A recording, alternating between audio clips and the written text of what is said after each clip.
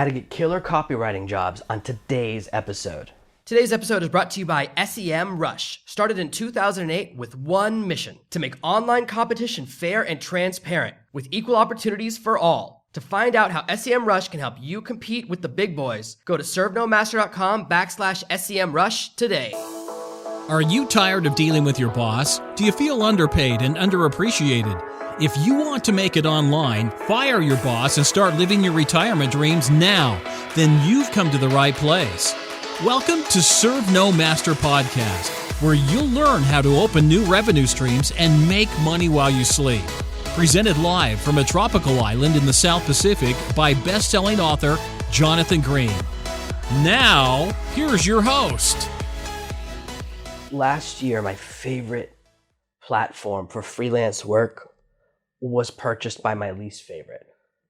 A website called Odesk, which I've always hated and was really filled with the bottom end of the market. When you're looking to pay $7 for a job, you go to Odesk and really get an inferior product. I had problems with money with them. You would pay for a project and then the money would disappear and they'd be like, sorry, it's your problem, not our problem. And I always hated dealing with them. So after I dealt with Odesk 2 or 3 times a few years ago, I stopped doing business with them. And for a long time, Elance, which was really the premium place to hire freelancers, was where I would hire workers. And it's also an amazing place for workers to find work. Now, Odesk bought Elance, so the bad website bought the good one and became Upwork. And now, I can tell you this, I really hate, as best as I can say it, as someone who hires people and as a freelancer on both sides of the spectrum, people really hate the transition. The website is often down. They've made paying very, very complicated. If I want to pay someone for a job, I have to log in 3 times in a row, answer multiple security questions, and go through all these jumps. And you think you've paid the person, but you actually haven't because you have to enter your password one more time. They've really made the entire process hard. And when I post a job, there are really 2 types of freelancers. There are people that are premium freelancers, people like you, people listening to the show who are high quality workers, good at their job, know what they can do and can deliver something really good. And then you have a large group of freelancers who will reply to every job, even if they can't do it, and they just try to get that initial payment released before you realize they're totally unqualified. And I'm also dealing with very often bait and switch. The price at the start of the project is never the price at the end of the project.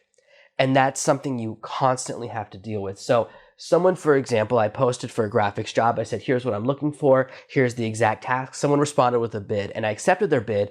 And then they were offended. They go, how dare you suggest that my work is worth so little money? And I said, but that was your bid. You said, I'll do it for $150. And I said, okay. And you're offended. And I've run into this with Upwork on almost every single project. The only project in the last 6 months where I've actually hired someone and paid them, I did end up paying more than the original thing, but they also did a really, really advanced technical job. But I also know that if it had been through Elance, they would have done the whole job for the initial price. So very much it's become, there's really no great place to hire people right now because Elance is gone. The one good platform has been destroyed and replaced with a very much inferior. They basically took the worst workers in the world and the best workers in the world and merged them. And they also destroyed the ranking system. You used to be able to rank a worker, and now it simply says what percentage of the time they finish the projects. What does that mean? Why would I ever hire someone who only finishes 70% of the jobs they get paid for? So looking at it from the hiring standpoint, I can see why people on the freelancer side, people trying to make living as a copywriters, are absolutely struggling. And more, even people that were doing all right before, getting tons of work through Elance, are no longer able to find jobs. It's very hard for the premium customers to connect with the premium providers. So how can you find people? How can you build up your own database, your own set of clients? Now, most of my clients do not come through those types of websites. Most of my clients come through referrals, networking, connections. So let me take you through a little bit of that process. This is an advanced, very specific process for copywriters. And this can also work if you're doing freelance content writing, if you want to write books or make videos for people. But really today, I want to focus on copywriters. The first thing is you want to be friends with other copywriters. Here's what happens. I know probably 20 to 30 copywriters on a first name basis that I talk to on Skype or I talk to on Facebook at least once a year. Some of them I talk to every week. But I have a circle of friends that are all copywriters. And the highest level copywriter, I have a friend who's at least $20,000 a project to get him on the phone. What happens when someone with a $10,000 budget calls him? They say, hey buddy, I've got a $10,000 budget. He goes, oh, that's lower than what I do. What he'll then do is say, but I have a friend who charges 10. And then what happens if you approach that friend who charges 10 and your budget's $7,500? Well, he says, oh, I don't do, that's too low for me, but I have someone who'll do it for 5,000. And so having friends who are other copywriters, they're not competition. There's so much work right now for copywriters that there's always extra work to go around. I always have more work than I can do for projects. I haven't taken on a new project in almost 2 months, the first time I've ever gone this long without accepting any new projects, because I'm still working on stuff that I took way back in the summer. And this is how you build it. So people in my circle will come to me with projects. I'll say, oh, it's not right for me, but I know someone. And when you get into the circle of referrals, some amazing things happen. So how can you make friends with these types of people? How can you make friends and connect and network with these types of people? And there's a couple places that you can start. There's groups like Facebook groups for writers and copywriters. And my friends run several groups that are pretty good where people have post and accept copywriting jobs all the time. And that's a good place to start, but really making connections, you want to be more than digital. See, I have people, like I said, I have close friends and far away friends. And the far away friends are people that I've only met online. And the close friends, the people that I will really offer jobs to, are people that I met through someone in person or I met them in person. So going to actual events, going to places will allow you to connect with people. And to go to the right events, you want to look for just to get started, right? To build up your network of other copywriters. It's good to go to copywriting events, and there's great websites that are all about copy, like Copyblogger and Copywriting Excel. And there's other ones that are all about copywriting, and when they have an event, it's something worth going to. A bunch of people I know who are really into podcasting recently went to a podcasting conference. And if you want to make friends with tons of other podcasters, that's the type of event you go to. You can start off in your area. What I would really start off doing is going to local events. And I teach a lot about this in my networking training course, my full advanced course, but I want to give you some really basic, powerful stuff here. And you can start by going to local meetup events. I would go to events for PR people or for Flax.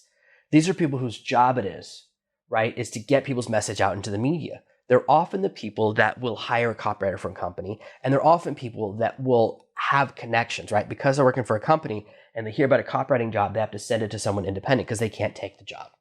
That's where I would start forming my contacts. And as you build up your circle of friends and they see some of your copywriting work, projects will come in, and sometimes they'll work and sometimes they won't. I recently got approached for a copywriting project where the budget was so low that I actually don't know anyone who could do it. They had a budget of $2,000, but for that, they wanted someone to write the main sales video. They wanted them to write all of the upsell videos, a bunch of emails, and record and produce all of the videos. And I think they wanted live action stuff, and graphics and all of those things. And I said, that's expensive. All of those different elements. I mean, I could find someone who could maybe do the sales letter and the upsells for that, or the sales letter and some emails, but to get someone to do so much work with so many different skills, you'll never find anyone to do the job. And of course, it faded away. So sometimes you'll run into that, but projects come that way into my life every few weeks at least. There's always things flowing in because I built up this network of contacts. And it starts with simply meeting other people that are also copywriters that are on the same path and kind of finding out what they're charging. And so as you work your way up, right, you'll start off, maybe you'll be someone who does $197 or $297 jobs. You're doing small jobs, that's okay. You then become someone who surrounds yourself with the people that are $500 copywriters. And when they pass you a job, you'll do that job. And once you've done about 10, you've got some testimonials, you can get bigger jobs. So you don't have to go through, especially because the main platforms are kind of broken. There are people who are looking to hire people, and there are people who are looking to be hired that just need help meeting each other. There's always work for copywriters. I'm not even a great copywriter. I'm just pretty good. And if you look at the link to my Networking Empire text sales page, you can see the level of my copywriting right now. You can see what I'm capable of doing. And that is the level where people will pay me $2,000 to $5,000 for a project and more. That's really the range I'm at. I'm not a $10,000 letter copywriter yet, but hopefully I'll get there within the next 12 months. So starting out by building up your network, building up your contacts. And you can also build up contacts with people who are kind of around your industry. So you don't just need to meet other copywriters. You want to meet other people that hire copywriters, who have friends who hire copywriters. So other people in the industry you want to work in. So figure out, what type of industry do you want to work in? Do you want to do software as a service copywriting, or do you want to do direct marketing copywriting? Do you want to do education or healthcare? Choose your specialty. See, people who hire e-commerce copywriters, that's very different. I don't do that. If someone had a big store and wanted me to write product descriptions for every one of their products, that's not my skill set. I'm a long-form sales letter, long-form sales video, and email copywriting. That's what I know how to do. But person-to-person sales, not business-to-business, and not e-commerce. So Finding out your specialty means you can choose different events. If you really want to work in like SEO copywriting, well, then you want to go to events that are for SEO conferences. And you only need to go 1 or 2 conferences a year. It'd really focus and be very strategic, and you can form the context you need. Once you start forming context, surrounding yourself with people, you will find that people want to partner up with you on projects. So you'll say, hey, let me read your letter and I'll read, and you read mine, and we'll kind of review each other. So you're getting people who are a little better than you. So if you're a $197 letter copywriter and you got a friend who's a $297, you review theirs, which gives them value because they get to see a second set of eyes, and they review yours. And now you're getting even more value because they're a level above you. And you continue to do this because what also happens when you have a contact who's a lower level copywriter, sometimes people approach someone who knows me, and they'll approach one of my friends and say, hey, we have a really big project, and they'll realize it's above their skill level. And this happens to me sometimes. If someone comes to me and needs a $10,000 letter, I go, I'm not good enough. Let me send you to someone better. So referrals actually go uphill and downhill. Now, we also, as much as we want to turn coworkers into referrals, we also want to develop a system for turning our clients into coworkers. Every time you have a client, you want to establish a way for them to make easy referrals. All my best work comes from referrals and networking. And so the way to do that is you create a template email or an automated email that you send out that is kind of your template. So you don't have to write it from scratch every time, but you want it to be very similar, because for most clients, it's always the same thing. Like, it was so great working with you on the project about X, and you put in the name of the project. It was really great working with you on that project about the fitness sales letter. I'm so glad we worked together. I'm really glad you're happy with the results. My business really depends upon referral and recommendations. I work for myself, and it's all about giving a client a great experience. I'm really happy you had a great experience, and if there's ever anything more I can do for you, I'm always there for you. But it also would mean a lot to me if you know anyone or you ever run into a referral you can send my way. Here's my contact info. Or you could even send them a link and say, hey, if you know someone who's interested in a copywriter, and you send them and it's a link to your portfolio page, right? So back in the day when I was doing more and more of this, I had a website called jonathangreen.me. I don't own it anymore. I stopped using it because it was too silly. But I would be like jonathangreen.me, and the homepage was all my referral stuff. So it was all my testimonials and great things about my writing, and you could see my portfolio. So you can make a simple website and say, hey, if you know anyone who, and you can just give them this link. It's very valuable. And you say, thank you so much for working with you. I'm so excited that your sales letter is converting at 4% or whatever that is. And this will keep you in their minds, right? You want to mention any of the positive things, like, oh, I'm so glad I was able to deliver your project in less than 7 days. All of those good things. Now, you can also say that as a final push, right? As a final bonus, like, because you're one of my premium customers, I always want to keep that in mind. So then, every time you send me a referral, if you send, for any referral comes in and decides to work with me, I'll give you 10% off your next project as a way of saying thank you for spreading the word and helping me maintain my business. It means a lot to me, and I like to reward my premium customers. So it's really simple and very valuable to have a simple template like that. And that will get people to send you lots and lots of referrals. The more actions you take to drive referrals into your life, the better. And you can use a similar template as well with other copywriters. Like, hey, if you know anyone who's looking for someone on a project, or just let me know, throw me any work. I can tell you right now that I hire copywriters all the time. As much as I take high-level projects, I have copywriters work with me all the time, and I'm constantly have little projects and big projects. So I'm on both sides of the fence. Sometimes people come to me and say, hey, help me find someone to hire.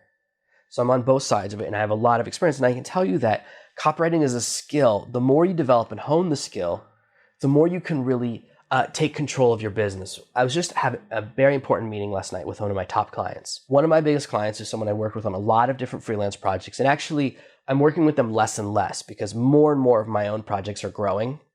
But I like to maintain those relationships. And we were talking about a mutual friend who developed a product about 2 years ago. It was actually, I built a product for someone, and they never released it because he never wrote the copy for it. He kept running into roadblocks. He tried to hire someone, the person didn't do a good job. They tried to hire someone else, constantly trying to hire discount copywriters.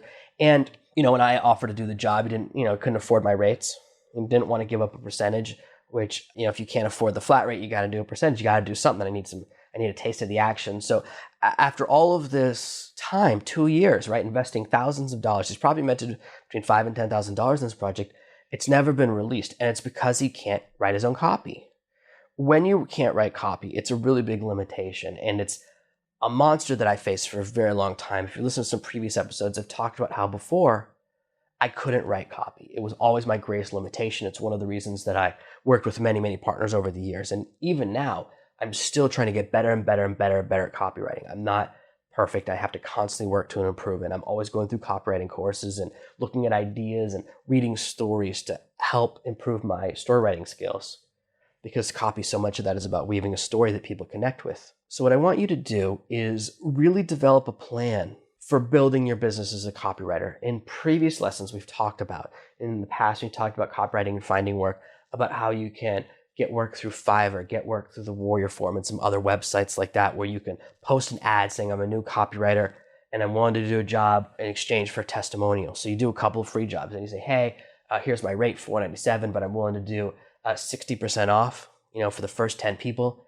And you start to build up a book. See, the mistake people make, and this is so classic, is when they say, hey, I want to do copywriting for you, but I don't have any examples of my work. Why would anyone hire you without anything? If you don't have a project, you don't have a client, write a sales letter for yourself. Write your first letter on your own, following the templates I've shared with you over and over again in the past how to do it. You have to have that initial portfolio. So if you say, oh, I listened to this episode and all of it's awesome, but I don't have any examples of my work, I've never written a sales letter and email for anyone else, you got to start there. Even if you don't have a client, start by creating a fake one as a demo. When I first started selling SEO, I had no clients. I made 3 websites, NashvilleConstruction.org, NashvilleContractor.net, and I think NashvilleLimousine.org, something like that. And I made all 3 of them number 1, and I made miniature websites that were just squeeze page websites to prove what I could do. And I tracked their rankings, and I had all these graphics to say, here's 3 projects I've worked on. And you can go look at the website and see them. So you can make a website that's for a client that doesn't really exist, or a product that doesn't really exist.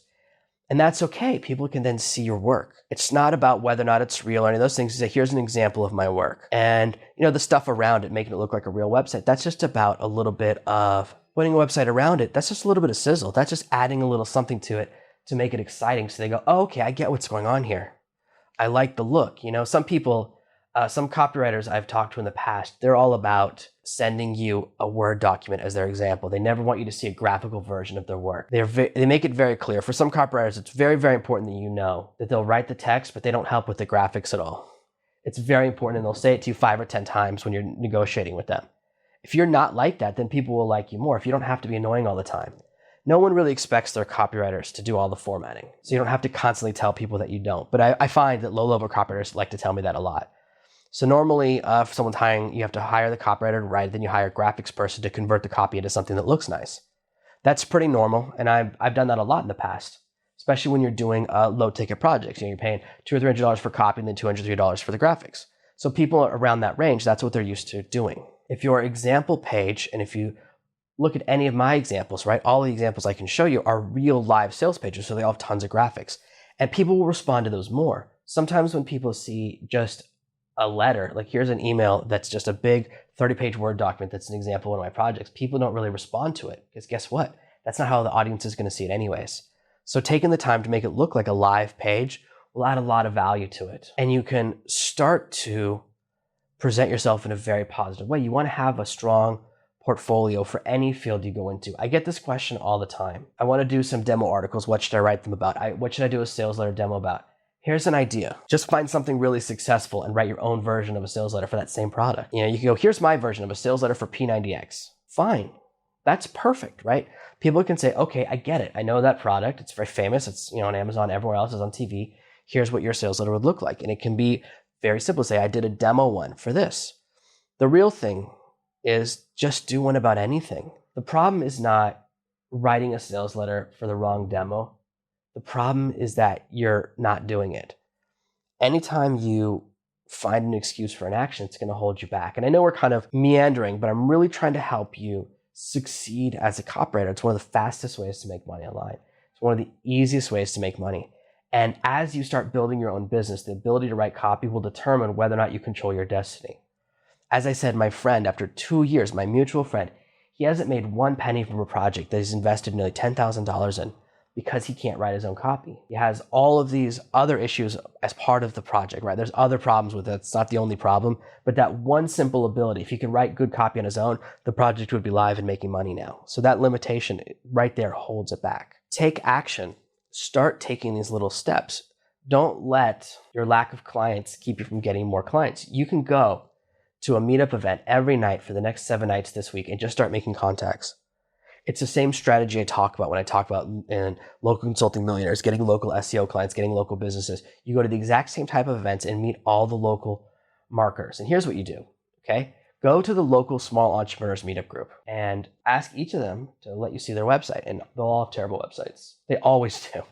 They always have the worst looking websites in the world and they have terrible copy. And that's why their businesses are all struggling. You go, hey, why don't you let me do the copy on your website? Let me improve the words on your website so that it works even better.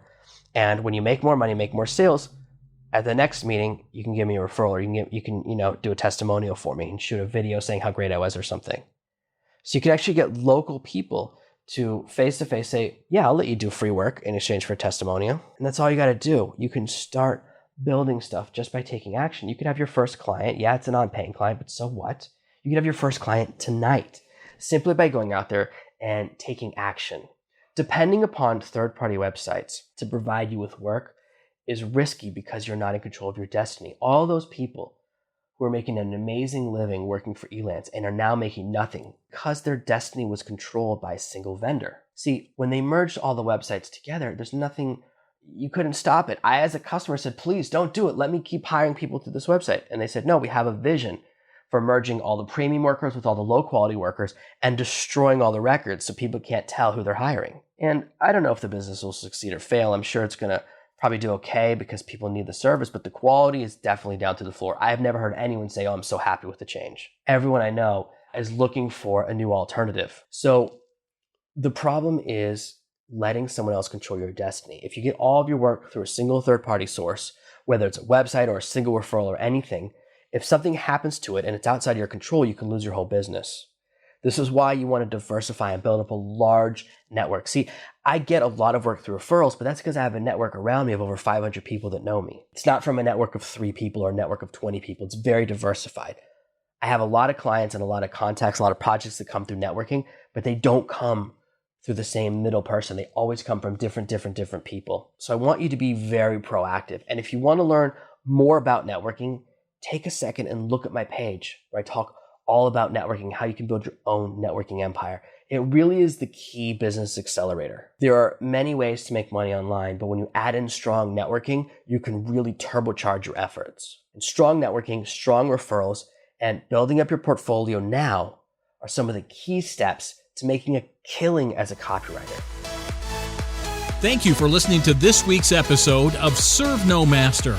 Make sure you subscribe so you never miss another episode. We'll be back tomorrow with more tips and tactics on how to escape that rat race. Head over to servenomaster.com/podcasts now for your chance to win a free copy of Jonathan's bestseller, Serve No Master. All you have to do is leave a 5-star review of this podcast. See you tomorrow. Thank you for listening to the Serve No Master podcast. Head over to servenomaster.com/podcasts right now to find out how you can win a free copy of my brand new book.